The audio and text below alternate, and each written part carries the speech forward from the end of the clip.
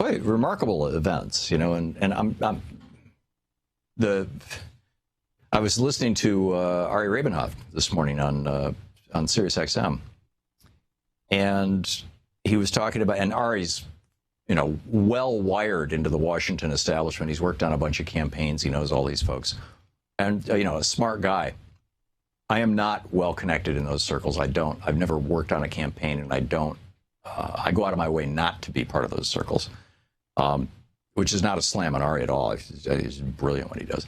But he said that 5 people that he knows inside the Clinton campaign had called him last night after this AP declaration to say, this was not our idea. We don't want this. This is going to discourage voters in California and the other states, California, South Dakota, North Dakota, New Mexico, Montana, and New Jersey.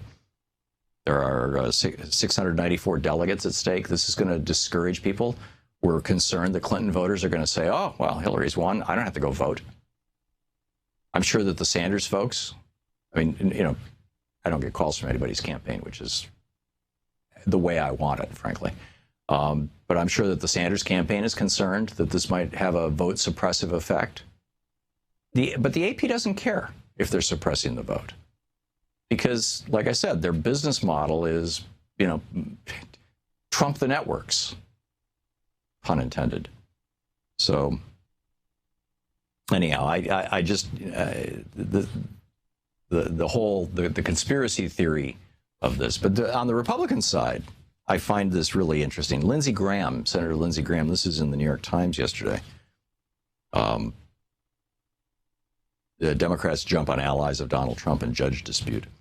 Senator Lindsey Graham said he's talking about Donald Trump, talking about how a judge who has Hispanic ancestry cannot rule or cannot judge him and his business because he's going to build a wall, right? Lindsey Graham says this is the most un-American thing from a politician since Joe McCarthy, who, by the way, was also a Republican. Graham didn't say that, I did. Back to Lindsey Graham. He says, if anybody was looking for an off-ramp, this is probably it. Now, this takes us back to the point that I was making yesterday, that I believe that the Republican Party right now is doing everything they can. The institutional Republican Party, the old guard Republican Party, the Lindsey Graham Republican Party is doing everything they can right now to figure out a way to get Trump off the ballot. And if they can do it by just, in fact, Lindsey Graham said, if anybody was looking for an off-ramp, this is probably it. They're talking about, taking Trump off the ballot. He went on to say, there'll come a time when love of country will trump hatred of Hillary. Again, there's that pun again. But the Republicans are looking at this going, bloodbath. Political bloodbath. We could lose 48 states, or maybe 45. There's a few states where everything Donald Trump says is probably going to get him more and more votes, and you know where I'm talking about. But it's like, where's the Republican Party going to go with this? And as I said earlier, Trump's sin is not that he's talking like a racist. The Republican Party has been talking like racists since Richard Nixon. They've just been doing it in code. The problem that Trump is giving to Lindsey Graham, the white Republican from South Carolina, the problem that Trump is giving him is that he's not speaking in code. And it's like, how dare he? And Trump also clearly, thinks that the judiciary, just like everything else, he buys and sells politicians, and he brags about it. Clearly, he thinks the judiciary is something that you can buy or sell or bring in and discharge as you wish. In other real estate deals in New York City, he had an African-American man disqualified. He had a white woman disqualified. They're both judges. Went in and said, they can't be fair to me. And actually got them kicked off cases. Now, in this case, this Trump University case, so far, this judge has not been asked to recuse himself. In fact, Trump's lawyers worked out a deal with him where the Trump University case is not going to proceed any farther until after the election. So we'll see where all this goes. It seems to me that that the Republican Party is freaked because Donald Trump is not behaving, and that the Democratic Party, has an abundance of blessings.